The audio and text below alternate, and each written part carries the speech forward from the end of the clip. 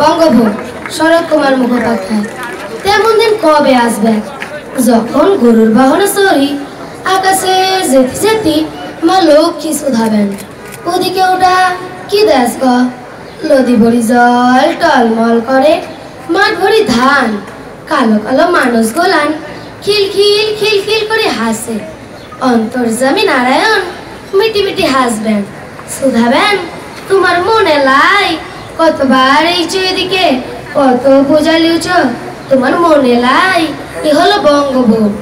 বান হয়েছিল, পুরা বাঁধ বাঁধলো, নদী শুকাইছিল, এখন কেনাল হয়েছে, বছরে 3-3 বার ধান উঠে। দেখ কেন নতুন দালান হয়েছে কত, ওদের আর কষ্ট লাই। বিকালের সোনার পাড়ালহর ওই শুন টিক টিক টিক টিক করি শব্দ উঠে। বল দিনি ও কিসের শব্দ? কি জানি, মা লক্ষ্মী অবাক হয়ে তাকান। ও মুড়ি খাওয়ার শব্দ বটে, দুধে ভিজাই মুড়ি খায় বঙ্গভূমের মানুষ।